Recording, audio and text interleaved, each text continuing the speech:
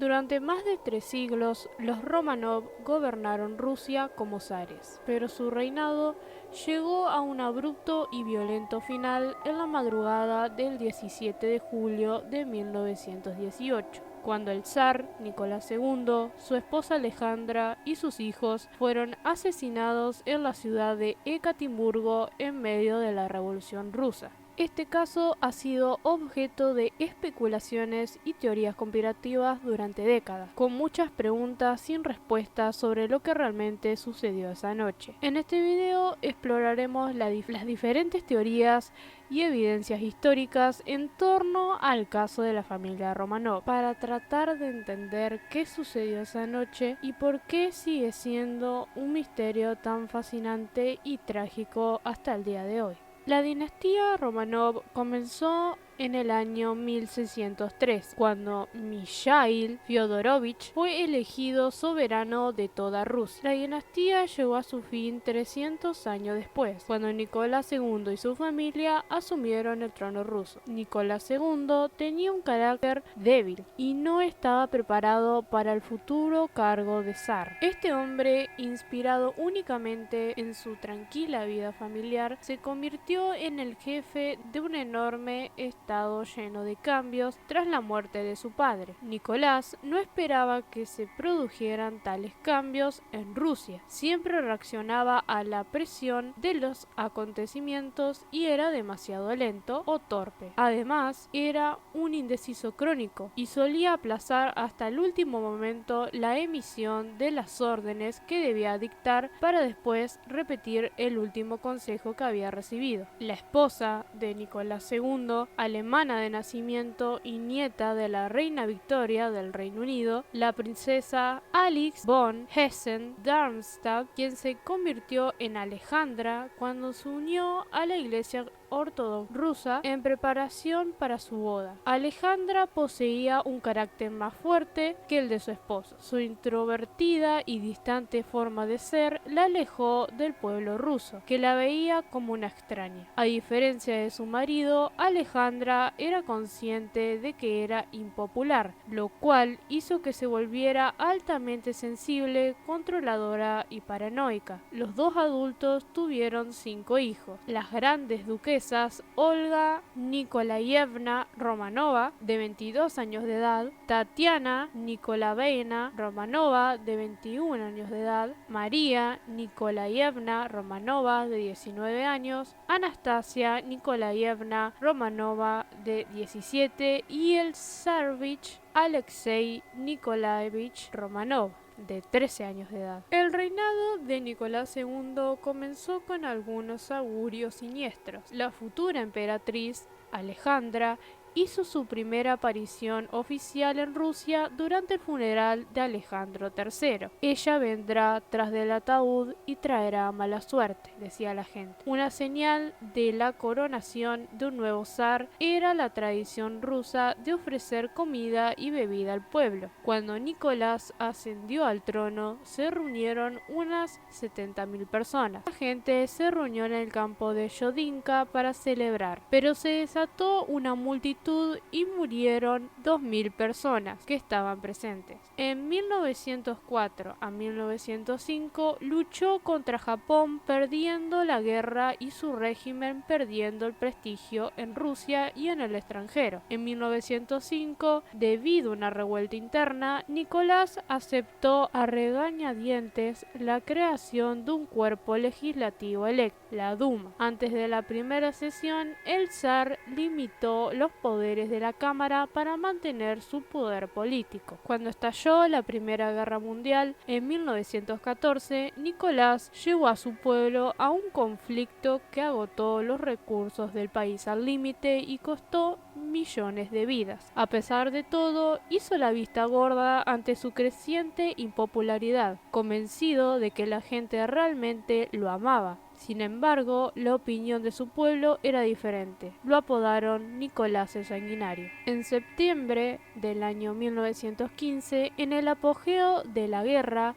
el zar Nicolás II fue personalmente al frente para tomar el mando del ejército ruso. La emperatriz estaba a cargo de los asuntos internos, pero la influencia de Rasputín sobre ella llevó al nombramiento de ministros incompetentes. Las derrotas en el frente y las acciones de Rasputín pusieron al pueblo ruso contra del zar y su familia. Había llegado el momento de la Revolución Rusa. Los Románov fueron un dolor de cabeza para los bolcheviques, que tomaron el poder en noviembre de 1917. Algunos querían exiliarlos, otros querían que sean juzgados por los crímenes que cometieron, y si todavía estaban vivos, serán para siempre símbolos del movimiento monárquico, y simplemente algunos esperaban que desaparecieran. La familia estuvo inicialmente encarcelada en el Palacio Alejandro de Tsarskoye Selo, a unos 30 kilómetros de San Petersburgo. Luego fueron enviados a Tobolsk, al este de los Montes Urales, por razones de seguridad. Allí no los trataron mal, y Nicolás incluso pareció disfrutar del cambio de fortuna. Disfrutaba de la naturaleza y de la vida rural, y no echaba de menos el estrés de ser un zar ruso. La casa contaba con una gran cantidad de sirvientes, 39 en total. Conservaron muchas pertenencias personales, incluido un álbum de fotografía familiar, encuadernado en cuero que atesoraban. En los primeros días de su cautiverio todavía se podía soñar con un final feliz. Quizás pudieran llegar a Inglaterra y exiliarse allí con su primo el emperador Jorge V, o mejor aún, se les podía permitir retirarse a su resistencia de Crimea, donde habían pasado tantos veranos felices. No entendieron que todas las rutas de escape se fueron cerrando poco a poco, y finalmente lo llevaron a Ekaterimburgo, donde solo había una salida, la peor. Fueron llevados a Ekaterimburgo con los argumentos de que la conspiración de la monarquía facilitaría la fuga de Tobolsk. Ekaterimburgo, comunista acérrima y ferviente antizarista, era la ciudad más radicalizada de Rusia. Quiero ir a cualquier lugar menos a los Montes Urales, se dice que dijo Nicolás en el tren a su último hogar. La familia se instaló en un gran edificio conocido como la Casa de Ipatiev, por el apellido del propietario anterior. Se levantó una alta valla de madera para aislarlos del mundo exterior. Dentro de la casa Románov había un jardín donde la gente podía practicar deporte. El hombre a cargo, Avdeyev, era corrupto, pero no cruel. Los guardias eran hombres corrientes contratados en fábricas locales. Con el tiempo, la familia Románov se hizo amiga de los guardianes. Esta situación no duró mucho. Los bolcheviques locales reemplazaron a Avdeyev por Yakov Shurovsky, quien planeaba el asesinato de la familia real. Puso fin a los pequeños hurtos que su predecesor había ignorado, pero introdujo un régimen más duro y contrató a guardias más duros y disciplinados. Aunque estaba preparado para la muerte de Nicolás y Alejandra, mantuvo una relación profesional con ellos, aunque a distancia. A Nicolás también parecía gustarle. Finalmente llegó el 16 de julio de 1918. Los Románov, los 4 sirvientes que le quedaban, el médico de la familia, Eugen Vodkin, Ana Deminova, doncella de la emperatriz, el cocinero Iván Karitonov y el criado Alexei Trop fueron llevados a un semisótano de 6 por 5 centímetros. Nicolás preguntó si Shurovsky podía traer 3 sillas para que Alexei y los zares se sentaran, ya que los centinelas le dijeron a la familia que debían esperar hasta que llegara el camión que los trasladaría. Unos minutos después llegó un escuadrón de ejecución de policía secreta y Shurovsky leyó en voz alta la orden que recibía del Comité Ejecutivo de los Urales. Nikolai Alexandrovich, en vista del hecho de que tus parientes continúan atacando a la Rusia soviética, el Comité Ejecutivo de los Urales ha decidido ejecutarte. Nicolás le dijo a su familia. ¿Qué? Jurowski rápidamente repitió la orden y levantó su arma. Uno de los guardias dijo que Olga intentó persignarse, pero fracasó cuando comenzaron los disparos. Según los informes, Jurowski apuntó con el arma al torso de Nicolás y disparó. Nicolás se desplomó y murió. Jurowski luego disparó contra Alexei. Los verdugos restantes comenzaron entonces a disparar de manera caótica, provocando que todos los sujetos cayeran al suelo. Hicieron varios disparos más y abrieron la puerta para despejar el humo. El comisario militar, Belk y Piotr Ermakov disparó a Alejandra en la cabeza. Luego le disparó a María, que corría hacia la puerta doble, golpeándola en el muslo. Los verdugos restantes dispararon al azar por encima de los hombros de los hombres y mujeres que tenían adelante hasta que la habitación se llenó de humo y polvo y nadie pudo ver nada ni escuchar órdenes en el medio del ruido. En cuestión de minutos, Jurowski tuvo que dejar de disparar cuando se levantó humo de la combustión de pólvora. Los ecos de las balas levantaron polvo del techo de yeso y se escucharon disparos ensordecedores. Cuando se detuvieron, la puerta se abrió para despejar el humo. Mientras esperaban a que se disipara el humo, los asesinos escucharon gemidos dentro de la habitación. Cuando la habitación quedó clara, se descubrió que aunque el zar y varios de sus vasallos habían sido asesinados, todos los hijos del zar seguían vivos y solo María resultó herida. Se les ordenó a los verdugos que utilizaran bayonetas, pero esta técnica resultó ineficaz y a los jóvenes fueron disparados con más bayonetas, esta vez apuntando a la cabeza. El zarevich fue el primero de sus hijos en ser ejecutado. Jurowski observó con incredulidad cómo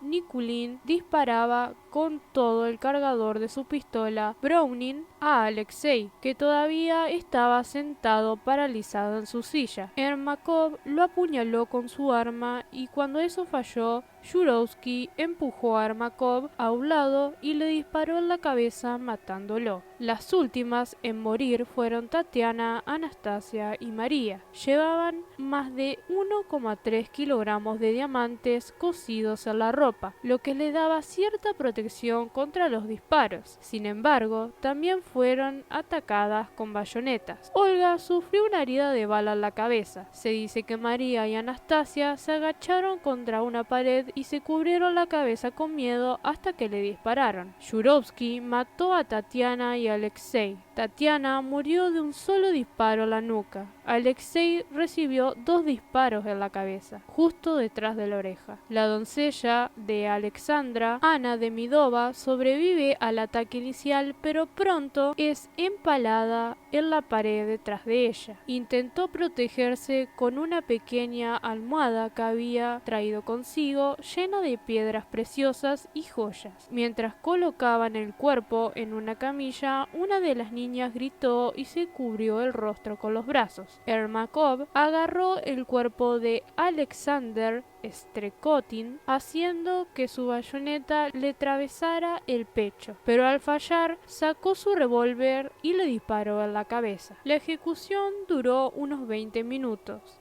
Y Jurowski admitió más tarde que Nikulin tenía mal control del arma y estaba nervioso. Investigaciones posteriores estimaron que pudieron haberse realizado 70 disparos, aproximadamente 7 por tirador, 57 de los cuales fueron realizados en el sótano y 3 en las tumbas. Los 11 cadáveres fueron cargados en un camión. La eliminación de los cadáveres fue caótica.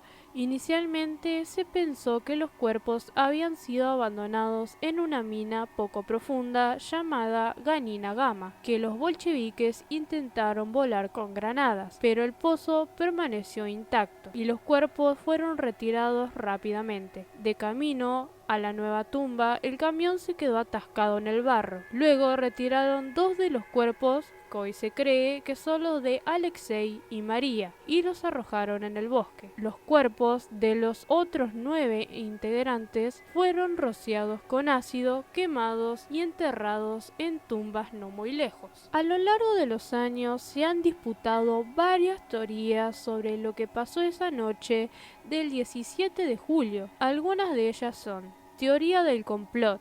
Según una de estas teorías, Lenin mantuvo la cabeza de Nicolás II en su oficina. Otros afirman que los hijos menores del zar, Alexei y María, escaparon de la muerte y se refugiaron en el extranjero. El obispo Monseñor Tikhon, que está a cargo de la investigación de la Iglesia y es cercano al presidente Vladimir Putin, sugirió que el tiroteo contra la familia real pudo haber sido una especie de asesinato ritual. ¿Sobrevivió Anastasia Romanov al asesinato de su familia? Los rumores de que un miembro de la familia real había sobrevivido a un intento de asesinato se vieron reforzados por la supuesta existencia de un informe de la policía secreta bolchevique, la checa, que hablaban de registros en trenes y domicilios en busca de Anastasia. Sin embargo, estos informes nunca salieron a la luz y a lo largo del siglo XX algunas mujeres explotaron los rumores y comenzaron a hacerse pasar por la hija del emperador. Una de las más famosas fue Anna Anderson, una prisionera en un hospital psiquiátrico de Berlín, que decía ser hija del emperador, aunque quienes la conocieron en vida argumentaban que era demasiado joven para ser Anastasia. Sin embargo, en el año 2007 se descubren los cuerpos de Anastasia y el pequeño Alexei, y finalmente se resuelve el misterio de que si Anastasia sobrevivió a la masacre de su familia. Los zares desaparecidos de Rusia. Durante años, el misterio que rodea al zar desaparecido de Rusia ha cautivado la imaginación de escritores, investigadores y teóricos de la conspiración. Algunos afirmaron que algunos de los familiares habían logrado escapar y vivían con identidades falsas. El misterio de la desaparición del zar ruso había sido objeto de numerosas investigaciones y películas. La historia de la caída de la dinastía Romanov y el fin de la familia real ha capturado la imaginación de millones de personas en todo el mundo. Asesinato por los alemanes. Algunos teóricos de la conspiración creen que los alemanes fueron los responsables de la muerte de la familia Romanov. Esta teoría se basa en el hecho de que la zarina Alejandra era de ascendencia alemana y que los alemanes querían eliminar a la familia real para debilitar a Rusia durante la Primera Guerra Mundial. Después de más de un siglo desde la muerte de la familia Romanov, aún quedan muchas preguntas sin respuestas sobre lo que realmente sucedió esa noche del 17 de julio de 1918. Si bien existen varias teorías conspirativas en torno a su asesinato, la evidencia histórica sugiere que la familia fue ejecutada por orden de los bolcheviques. En última instancia, la tragedia de la familia Romanov sigue siendo un recordatorio sombrío de los peligros del extremismo político y la importancia de la verdad y la justicia histórica. Aunque es posible que nunca sepamos todos los detalles de lo que sucedió esa noche, es importante continuar investigando y buscando la verdad para asegurarnos de que la historia se cuente con precisión y justicia. Gracias por verlo, no te olvides suscribirte y activar la campana para más contenido como este. Nos vemos en el próximo video.